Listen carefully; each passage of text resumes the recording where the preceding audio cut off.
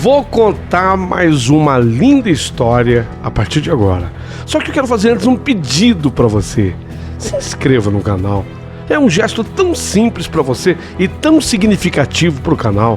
Entra no canal, se inscreva, curta, põe o teu joinha, acione o sininho. Para nós isso é muito importante. O canal ganha força e muito mais histórias a serem contadas. Por favor, se inscreva no canal. Agora, prepara o coração, porque a história de hoje é linda.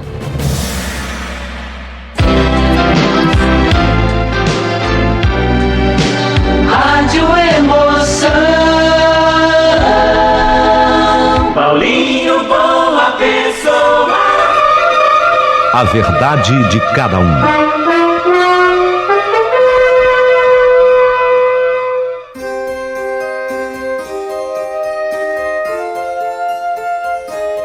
Começa agora a segunda parte dessa história imperdível, pela beleza, pela surpresa de tudo que vai acontecer, dessa mulher que em 3 dias acabou se relacionando com 3 homens diferentes. 3 dias, 3 homens diferentes, pela circunstância de tudo que vocês vêm acompanhando desde o início. E nessa segunda parte dessa história, algo impressionante vai acontecer. Eu queria que vocês acompanhassem a partir de agora. Eu conto até 3 e a gente começa a narrar a carta de hoje. Antes da contagem, pessoa, Deus lhe fez com perfeição, com simpatia, com inteligência, com alegria. Deus dotou você de toda a capacidade. Deus capacitou você para que você seja o que você quiser. Ora, se você pode ser o que você quiser, então seja gentil, porque gentileza gera gentileza. Você não acha bonito quando você vê alguém ajudando alguém? Copie esse gesto, imite esse gesto, que é lindo. Ou pessoa, se sobrar gentileza, manda um valeu demais aqui para o nosso canal, que eu lhe serei eternamente grato. Muito obrigado, viu? Por toda a contribuição, por toda a ajuda, pelo seu ok nas histórias, pelo teu joinha nas histórias. E prepara o coração, porque nós vamos à segunda parte dessa história incrível. E agora eu estava dentro do carro do Celo. Ele, jogador de futebol, jogava no Touro do Norte de Araguaína. Mas o contrato havia chegado ao seu final e não fora renovado. Ele estava, portanto, voltando para sua terra, que era Goiânia. Explicava-me que ele iria tentar ficar no Atlético Goianiense. Ele tinha por lá um jogador amigo que lhe arrumou uma temporada de testes. E se fosse aprovado, ficaria mesmo por lá. Eu tinha acertado a idade dele naquele café da manhã. De fato, o Celo tinha 22 anos. Eu falei para ele que ele era novo ainda, que ele tinha tanto e muito pela frente. Mas estranhamente ele me corrigiu. Eu até levei um susto. Que nada. Pro futebol eu não sou tão novo assim, não. Já sou velho. Eu tenho que me firmar num clube imediatamente e fazer carreira em nome, senão tudo se complica. Para o jogador de futebol fica muito mais difícil depois dos 20. Nossa, eu nunca imaginei que alguém aos 22 anos pudesse ser considerado velho para começar na sua profissão. Mas a vida ensina, né? E a vida ensina tanto. Foi nessa hora que ele perguntou a minha idade. E, na verdade, ele fez uma afirmação. E você, Nice? Você deve ter uns 18, 19 anos no máximo. Eu? Eu respondi assim, meio assustado. Eu, né? E dando uma risadinha. Nada, eu não tenho isso não. Eu tenho 16 anos. Nessa hora, o susto foi total dele. Ele diminuiu a velocidade do carro, fez menção de entrar para o acostamento, uma vez que uma placa anunciava retorno a 1 quilômetro dali. E ele falou: Nice, você é louca, Nice? Você é menor de idade? Pelo amor de Deus, vamos voltar. Eu vou te levar de volta para o Hotel Ipanema. Você tá lá hospedada com o seu pai, não é? Nessa hora, eu implorei que ele não fizesse retorno algum, que ele continuasse firme no nosso caminho. E eu contei para ele toda a minha história. Eu tive que abrir para ele toda a minha história, desde o momento em que eu saí de casa lá em Belém. Contei para ele da minha fuga, que eu buscava encontrar a minha mãe na cidade do Rio de Janeiro, e falei para ele que o velho do palito, era assim que eu o chamava, que o velho do palito, o seu Divaldo, ele não era meu pai. Ele era um caminhoneiro que havia me dado carona desde Belém até Araguaína. Naturalmente, eu não contei para ele, não contei para o Celo os detalhes das relações sexuais que eu havia vivido, tanto com o meu namorado Ulisses, lá no Belém, e muito menos do que ocorrera com o velho do palito em seu caminhão e no próprio hotel. Mas eu implorei socorro para o Celo, sabe? Eu implorei socorro para ele, que por favor, ele me levasse até Goiânia, por favor, Celo, que de lá eu partiria de ônibus em busca da minha mãe no Rio de Janeiro. Era tudo que eu queria, era chegar até Goiânia. Celo, ele se mostrou um pouco contrariado no começo, ainda com aqueles pensamentos de desistir, de voltar, de me deixar de volta no Hotel Ipanema, mas com os quilômetros tudo foi arrefecendo, tudo foi se acalmando, tudo foi passando. E quando deu perto já de 2 horas da tarde, isso devia ser mais ou menos 1h20 por aí, ele resolveu fazer a nossa primeira parada para almoço. Detalhe, apesar de quase 4 horas de viagem, não tínhamos andado muito não, porque o estado dos primeiros quilômetros da estrada era muito ruim, meu Deus do céu. A primeira rodovia, chamada de TO 050, Tocantins 050 até Porto Nacional, aquela estrada tinha verdadeiras crateras, praticamente não tinha asfalto. E fizemos uma viagem bem lenta até ali, o que fazia até com que conversássemos bastante, e aí a gente foi sabendo mais um pouco da vida do outro. Celo, ele me dizia que o seu sonho, o sonho dele, do Celo, o sonho dele era ser descoberto por algum olheiro do estrangeiro. Ele queria jogar futebol, mas não ficar jogando futebol aqui no Brasil. Ele queria jogar futebol fora do país, fora do Brasil. Ele falava que o sonho dele era esse. E eu? Bem, eu falava que o meu sonho estava ainda bastante indefinido. Eu precisava mesmo, primeiro, era encontrar a minha mãe na cidade do Rio de Janeiro. E ainda cheio de dúvida do que iria acontecer comigo, se de fato eu seria reconhecido por ela ou não. Nessas horas, o Celo, ao me ouvir, ele se mostrava triste e até preocupado comigo. Foi quando o Celo anunciou: vamos parar por aqui? Aqui é São Miguel do Araguaia. Uma vez eu almocei aqui. Aqui tem uma comida muito boa. E eu nunca mais esqueci a comida daqui. E nem o nome do restaurante. Cheiro Verde, o nome do restaurante daqui. Cheiro Verde. Vamos? Nossa, eu já estava com uma fome. E só de ouvir esse nome, Cheiro Verde, me deu mais fome ainda. De fato, a comida do tal de Cheiro Verde era muito boa. Uma mesa completa de salada, sabe? A carne, muita carne e tudo muito saboroso. Só uma pequena crítica ao restaurante: a fumaça da churrascaria entrava um pouco para dentro do salão e aquele cheirinho ficava impregnado na gente, colava na gente. Eu não ligo para isso, mas o Celo, ele ficou incomodado, tanto que já de volta ao carro e na estrada, de vez em quando ele reclamava: caramba, eu fiquei cheirando a churrasco, sabe? Fiquei com cheiro de churrasco. Eu tô doido para tomar um banho. Eu ria e dizia a ele: liga não, Celo, o meu cheiro tá igual ao teu. E enquanto isso, o carro ia engolindo os quilômetros. Tem uma hora que começa a cansar. Era quilômetro e mais quilômetro, a viagem realmente era muito longa, e tem uma hora que começa a cansar. Eu notei que Celo, Ele teve uma hora que ele parou de conversar, sabe? Ele parou, começou a bater o cansaço, e aí quando eu olhei, ele deu uma piscada assim ao volante, sabe, aquela dormida rápida. Ele deu uma dormida assim, uma piscada, e ele estava até saindo da pista. Eu até, Celo, eu até gritei com ele. Então ele falou para mim, eu falei para ele, na verdade, né? O Celo, você deu uma piscada braba. Vamos parar? Vamos descansar? Isso já estava se aproximando de meia-noite.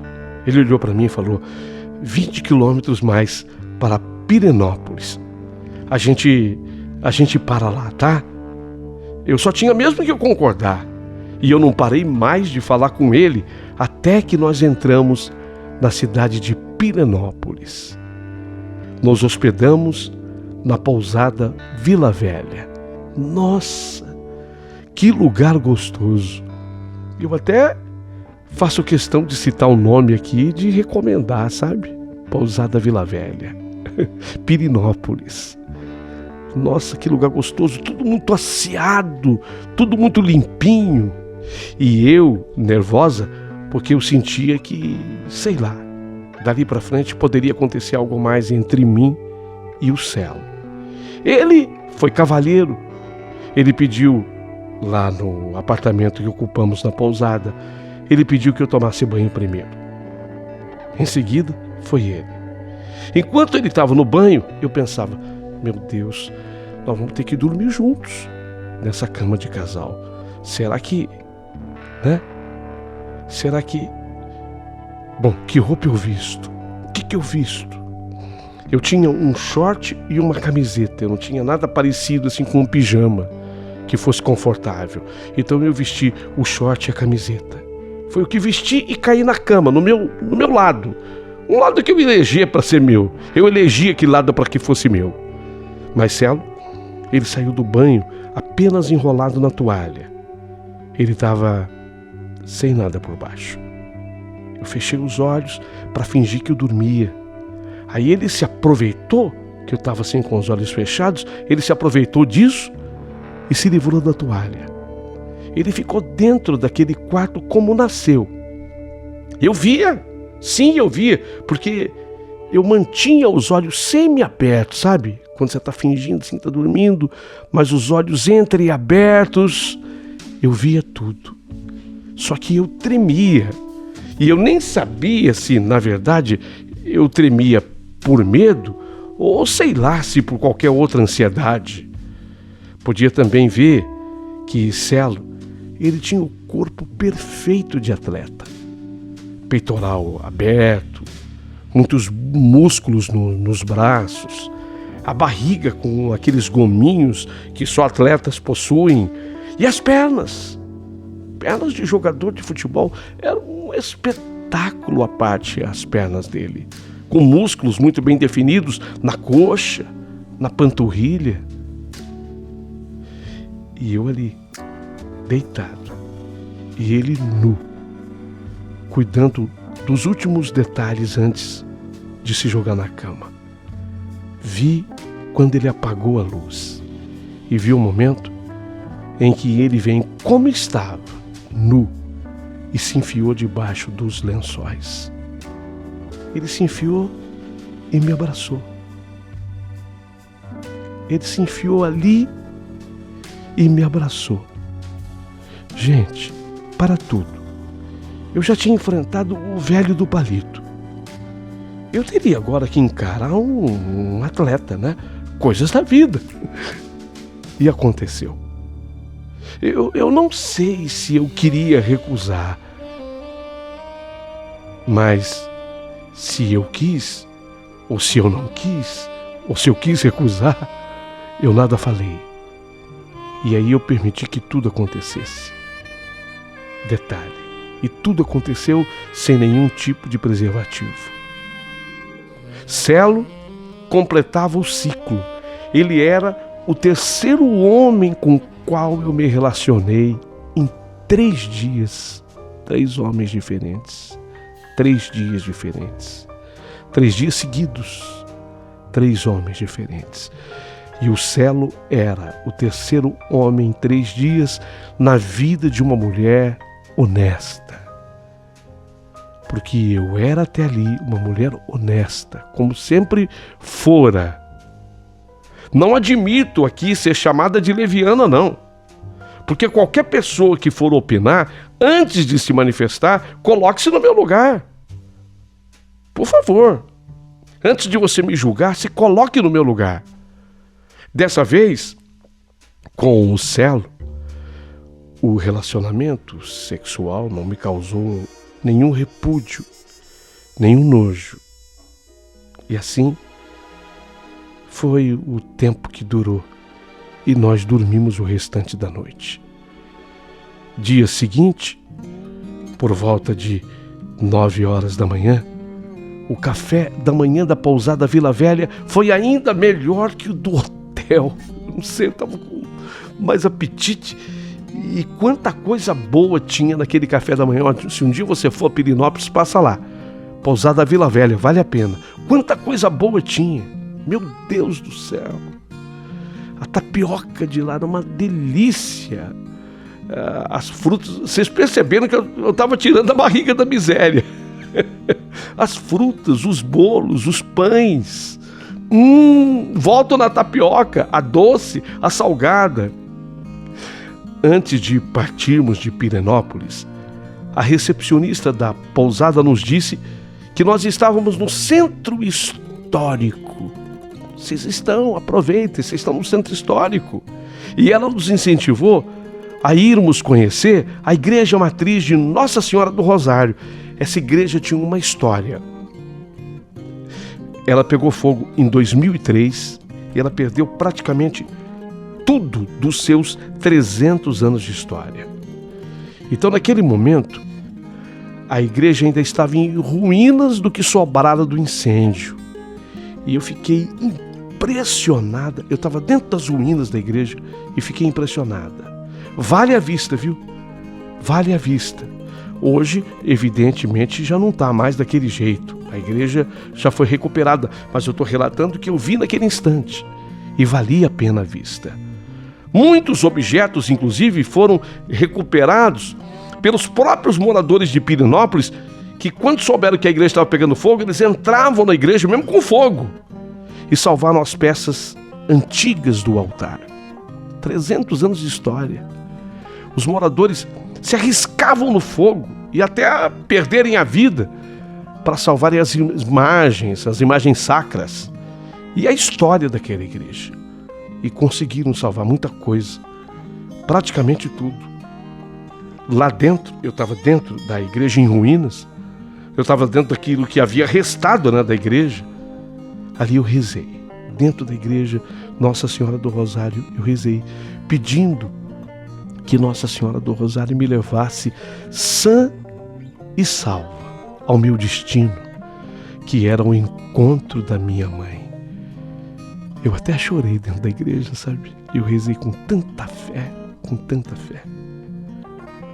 Acabamos ficando para o almoço em Pirenópolis e almoçamos num restaurante chamado Espaço Eco. A comida caseira, servida no fogão a lenha, decoração do tempo antigo. Olha, eu não conhecia, mas a cidade de Pirenópolis é linda e é histórica para mim. Vocês vão entender a razão. Pirenópolis, uma cidade linda, eu amei conhecer.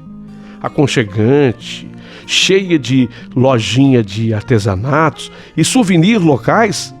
Foi lá que eu ganhei o presente de Celo. 2 xícaras lindas, escrita numa eu e na outra você. 2 xícaras eu ganhei dele. Xícaras lindas, numa eu e na outra você. Depois, o Celo voltou à pousada Vila Velha e tudo que a gente tinha vivido na noite anterior acabou se repetindo. Celo, ele me tranquilizava, dizendo que em pouco mais de 2 horas chegaríamos a Goiânia. Agora está pertinho. Ô Nice, Agora praticamente a gente chegou, tem um pouquinho mais de 2 horas para Goiânia. Nós estamos perto, estamos próximos, fica tranquilo. Com essas e outras, saímos de Pirenópolis quase 4 horas da tarde. E quando deu 6h30 da tarde, chegamos a Goiânia. Celo ficou com um semblante triste. E eu notei, eu percebi que ele ficou com um semblante triste. Eu também fiquei. Afinal, era chegada a hora da despedida. E Celo, já dentro de Goiânia, perto da rodoviária, fala comigo. Eunice, eu até parei o carro aqui para que eu tivesse tempo de falar com você o que eu quero falar. Que pena, Eunice. Mas teremos que nos separar. Mas eu vou ser sincero com você. Eu gostei demais de você, Eunice. Eu acho que, por tudo, pelo nosso encontro tão casual, eu não te conheço direito. E nem você tampouco me conhece. Mas veja que coisa. Nós estamos tão ligados assim, né? Tão íntimos. Tão íntimos que eu gostaria de continuar com você. Não é balela. Não estou jogando conversa fora. Eu estou sendo muito sincero. Mas sabe, Nisso, que pena.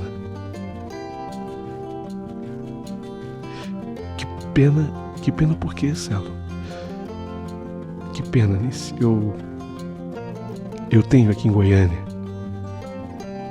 Eu ainda não te falei. Mas eu preciso te falar. Eu tenho aqui em Goiânia uma noiva. E essa noiva tá grávida. Tá esperando um filho meu. E sabe, eu tenho obrigações para com ela. Eu tô comprometido com ela até a cabeça. Mas eu lhe digo, olhando nos seus olhos, como agora estou. Te falo, olhando dentro dos seus olhos. Se não fosse isso, eu nunca que eu iria me separar de você. Porque nisso eu gostei de você. Sabe, gostei. Mas eu gostei mesmo. Eu gostei de você de verdade.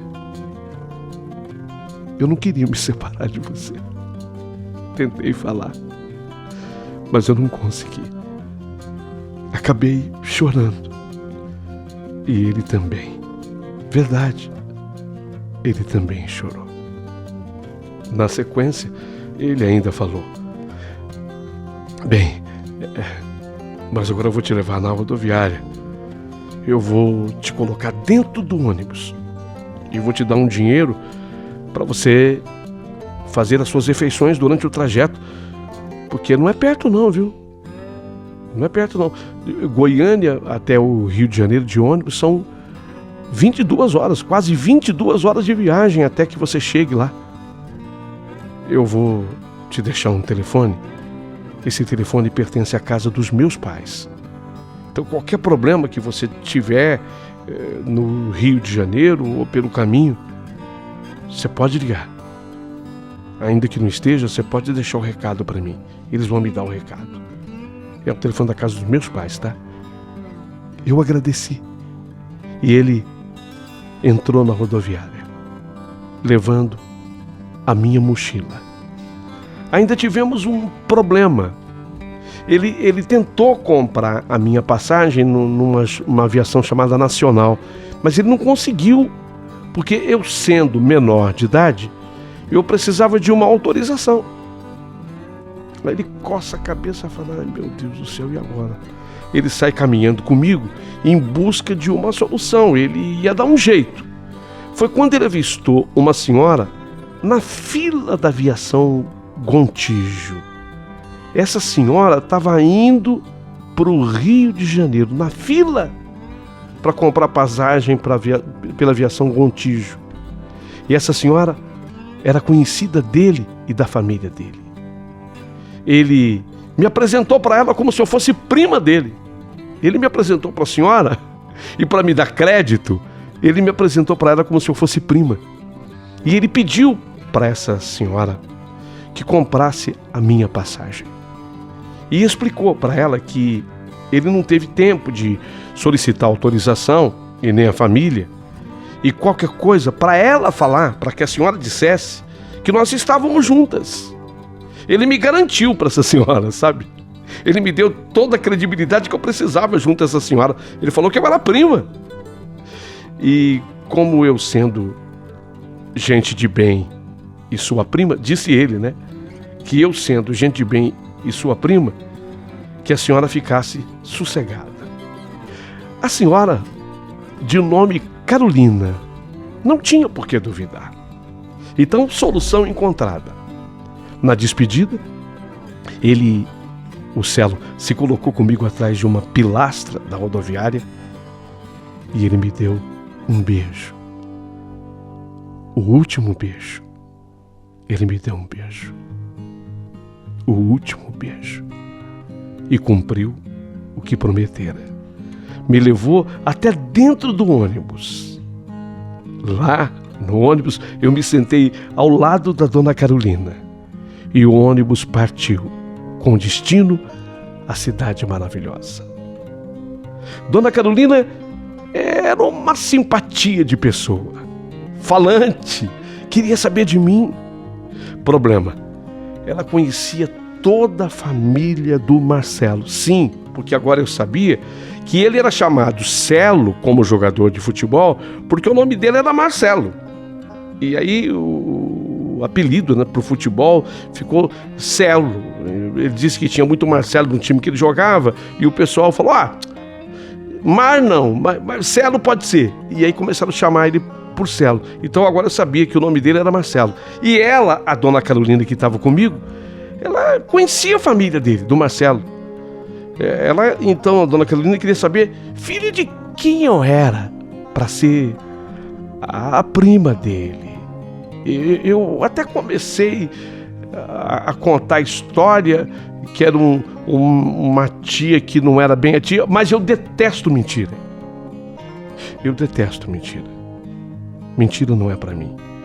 Eu sabia que uma mentira contada exigiria depois 1 milhão de outras para tentar se justificar. E nem assim consegue. Então, já na estrada, dona Carolina, tão dada comigo, me passava tanta coisa boa, me passava tanta segurança. Pela primeira vez na minha viagem, eu me sentia de fato segura. Naquela aventura daqueles últimos 3 dias, eu de fato agora me sentia segura tendo a dona Carolina lado a lado comigo. E eu pensei comigo, quer saber? Eu vou me abrir com a dona Carolina. Não vou mentir para ela, não. Eu vou falar toda a verdade. Toda a verdade. Então, inicialmente eu pedi desculpas em nome até do Celo. Justifiquei que ele mentiu para que eu conseguisse embarcar, porque eu precisava embarcar. E aí eu abri a verdade. Falei toda a verdade para ela. Sei lá, com ela foi diferente. A dona Carolina me passava a imagem de mãe.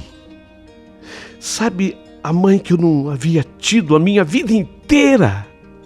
Porque eu não tive. A minha me abandonou, eu tinha 5 aninhos. Eu estava indo ao encontro dela agora, depois de 11 anos. Então eu não me lembrava de ter tido mãe, sabe? E ela me passava essa imagem da figura de mãe, carinhosa, atenciosa, me passava essa confiança. Então, para ela, dona Carolina, eu contei tudo. Para ela, eu contei até das relações sexuais. Eu morria de vergonha. Mas eu não tinha vontade de esconder nada da dona Carolina. Eu queria contar tudo. E eu contei para ela que eu havia tido em 3 dias sequentes 3 homens diferentes.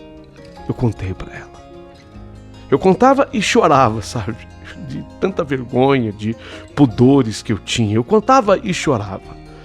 E ela sabia me ouvir. E ela chorava comigo. Ela sofria comigo. Mas eu falei tudo, não deixei nada escondido. Deixei nada para trás. Falei até de como era meu pai, o comportamento dele, dos meus irmãos. Falei tudo. A dona Carolina apertava minha mão, me passando apoio. E depois ela também me contou sobre a vida dela. Que ela morava em Goiânia, morou muito tempo em Goiânia, mas que havia perdido o marido morto num assalto. E depois disso havia ficado muito desgostosa e resolveu se mudar para o Rio de Janeiro. Na verdade, uma volta para o Rio de Janeiro. Ela já havia morado lá enquanto solteira.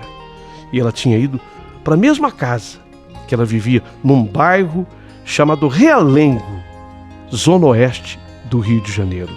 Lá ela morava com uma irmã dela que era mais velha do que ela.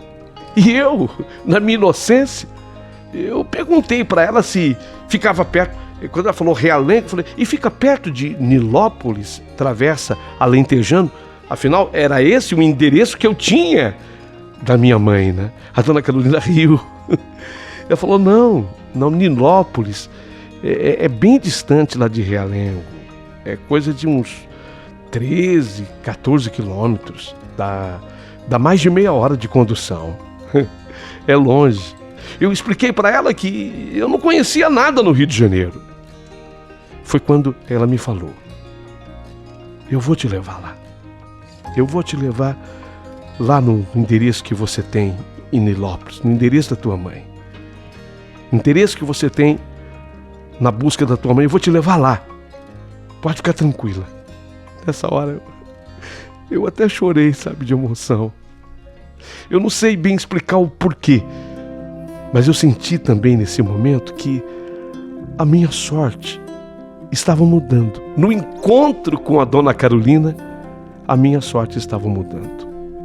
Olha, eu e ela conversamos tanto, eu e dona Carolina, que nós nem vimos passar 22 horas de viagem.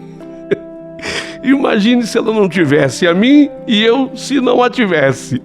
22 horas num ônibus de viagem. A gente nem percebeu de tanto que nós falamos. Saímos 8 da noite de Goiânia e chegamos no Rio de Janeiro no dia seguinte, 6 da tarde. Nossa, caramba, 22 horas batidas. De 8 da noite até 6 da tarde. Vi que dona Carolina, ela era bastante religiosa, porque quando ela olhou para o relógio que chegamos no Rio e ela viu que eram 6 horas da tarde, ela, antes de descer do ônibus, ela segurou na minha mão e rezou uma Ave Maria. Foi importante aquela oração. Ave Maria, cheia de graça, o Senhor é convosco, bendita sois vós entre as mulheres. Bendito o fruto do vosso ventre, Jesus. Santa Maria, Mãe de Deus, rogai por nós, pecadores, agora e na hora da nossa morte. Amém. Pronto, podemos ir. Desembarcamos. Ela pegou um táxi e me levou consigo. Ela me explicou que era muito tarde para irmos a Nilópolis naquele dia. Não dá. Eu prefiro fazer isso durante o dia, sabe? É melhor para nós. E ela me levou direto para a casa dela. Foi a primeira noite que eu dormi na casa da dona Carolina. Ela me apresentou a sua irmã mais velha, que também foi receptiva, também foi calorosa, carinhosa, me recebeu bem. Nesse dia, eu dormi de verdade, sabe? Sabe como uma filha dorme em segurança na casa dos seus pais? No caso, na casa da mãe. Parecia que eu já estava na casa da minha mãe. Exatamente isso. Na casa da dona Carolina, parecia que eu estava dentro da casa da minha mãe. Meu Deus, eu não sei explicar direito o tipo de emoção que eu sentia. Aí no dia seguinte cedo, ela pegou o carro, ela tinha carro, ela dirigia muito bem. Aí no outro dia cedo, ela pegou o carro, a minha mochila, e ela falou, então vamos, eu vou te levar, conforme te prometi. Eu vou te levar no encontro com sua mãe. Até a irmã dela foi junto. A irmã dela mais velha foi junto também. Imaginem o meu nervosismo. Meu Deus do céu. Eu ia no banco de trás, né? Porque a irmã dela foi no banco da frente com ela. E eu fui no banco de trás, roendo as unhas. Quando eu fico nervosa, eu começo a roer as unhas, sabe? A minha ansiedade. Meu Deus, imaginem. Eram 11 anos sem ver minha mãe. 11 anos. A última vez que eu a vi, mas eu não lembrava, eu tinha 5 anos. Bom, agora eu estava com 16, 11 anos depois. Mas não lembrava do rosto dela. Eu tinha uma vaga lembrança. Será que eu vou reconhecê-la? E ela? Tantas perguntas, né? Será que ela irá me reconhecer? Nossa. Aí eu fui vendo como é que era longe. Lá de Realengo a Nilópolis. Deu mais de 45 minutos. Nossa, longe mesmo. Ela tinha razão. Mais de 45 minutos depois, Dona Carolina entrou naquela travessa, alentejando. Eu estava tão nervosa e repeti o número até meio engasgando. Eu nem consegui sair do carro porque eu estava no banco de trás, né? Então eu nem consegui sair do carro. Ela, a Dona Carolina, saltou antes de mim. Tocou a campainha. O relógio marcava 10 horas da manhã. Mas antes que o portão se abrisse, eu também consegui sair do carro finalmente, porque a irmã dela me ajudou. Então eu saí do carro. E de repente, da casa, sai aquela mulher. Dona Carolina,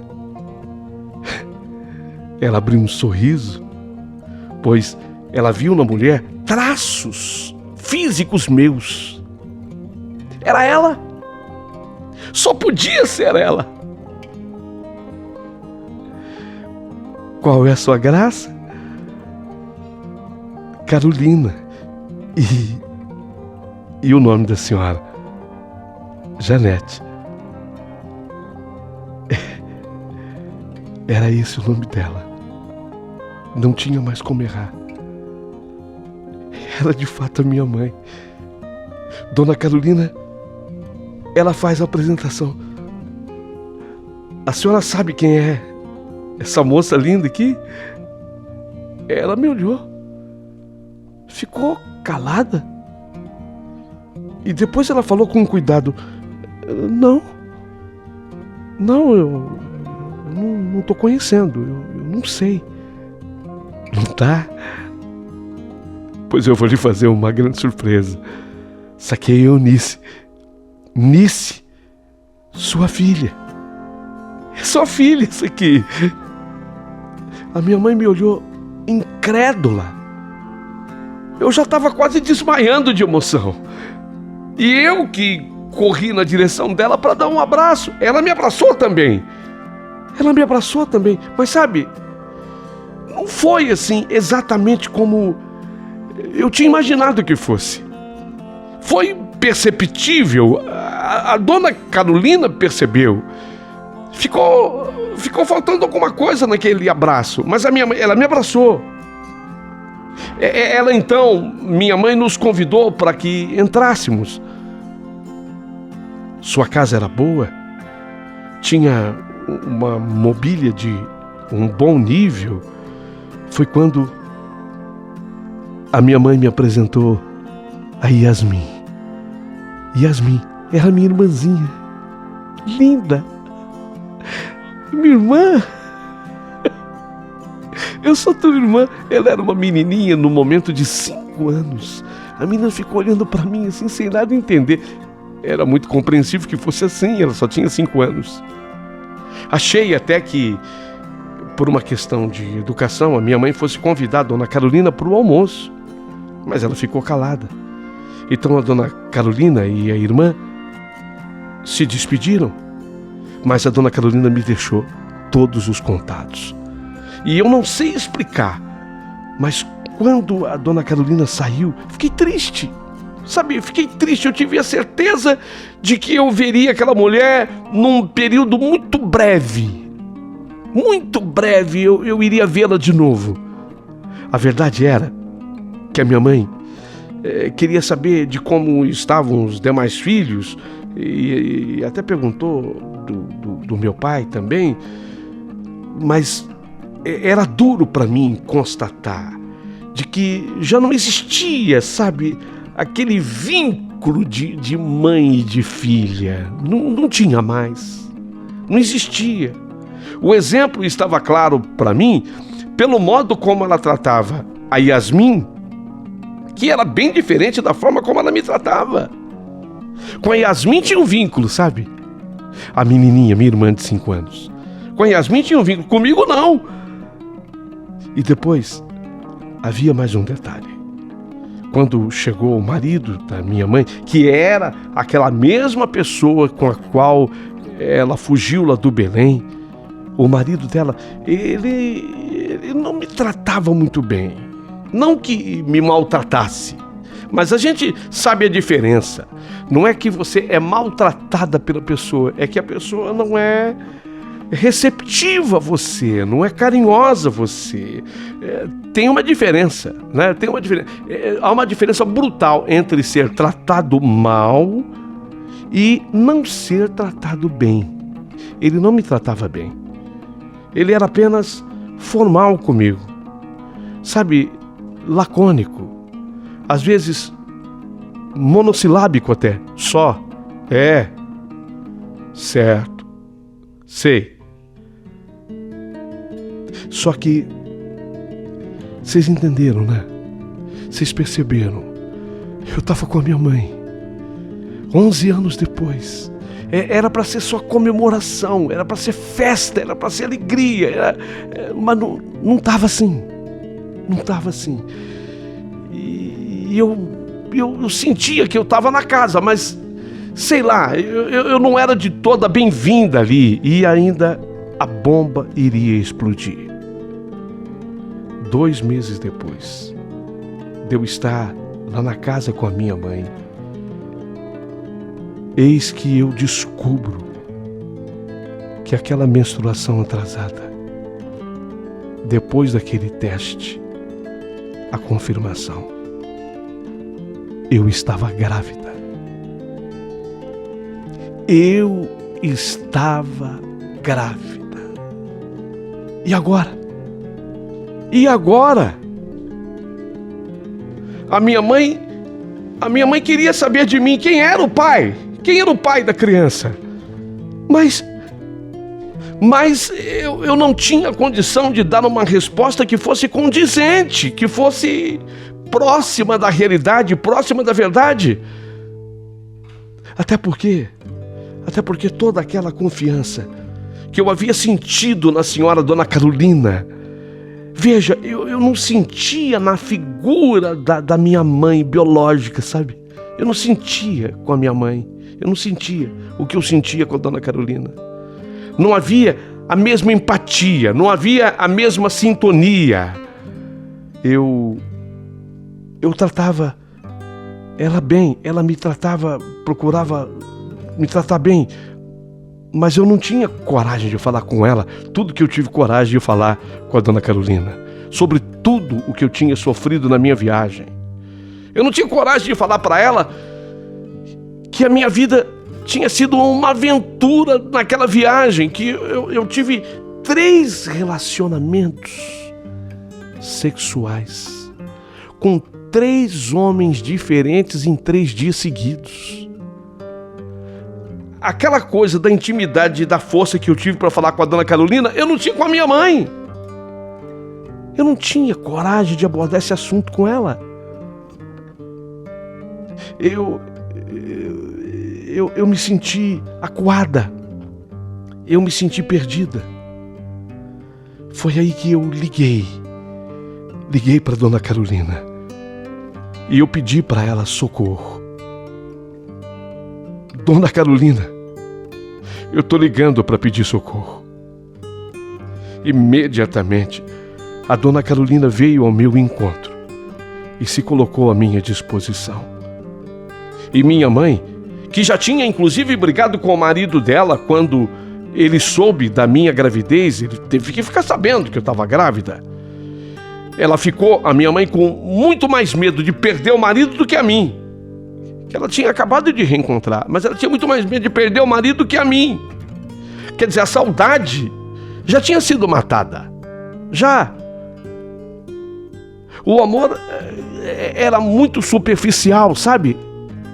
Então a saudade já tinha sido matada.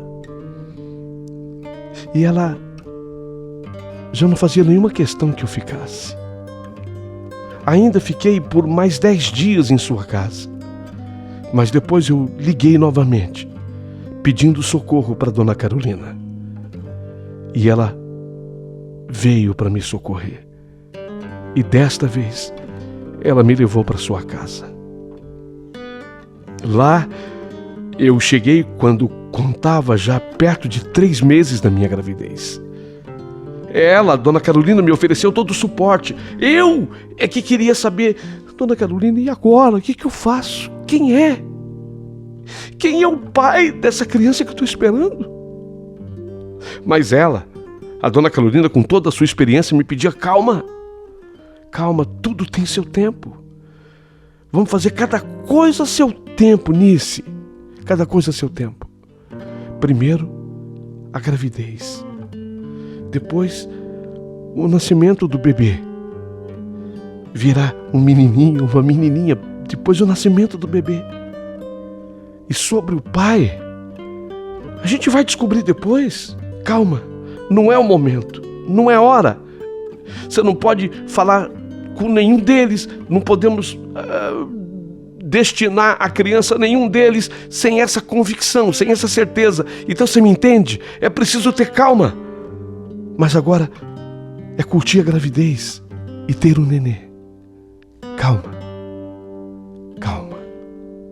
Quem seria? Quem seria o pai?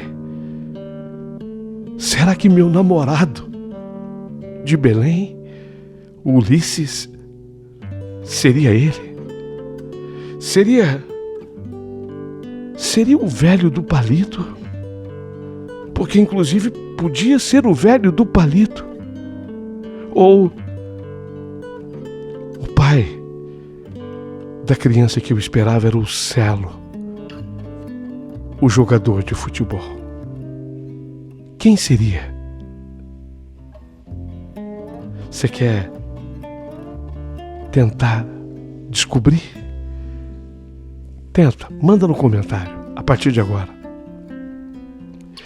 Ulisses, o namorado de Belém. O velho do palito, seu Divaldo, o caminhoneiro. Celo, Marcelo, o jogador de futebol. Quem é o pai da criança que eu esperava? As circunstâncias da vida. As circunstâncias me levaram a ter em 3 dias seguidos 3 homens diferentes. Eu vou ficar esperando a tua opinião. E não perca, aqui mesmo nesse canal, a parte final dessa história, que tem um final extraordinário. Mas não perca a parte final dessa linda história. Se sobrou gentileza, manda o seu valeu. Dá o teu joinha na história. Se inscreva no canal.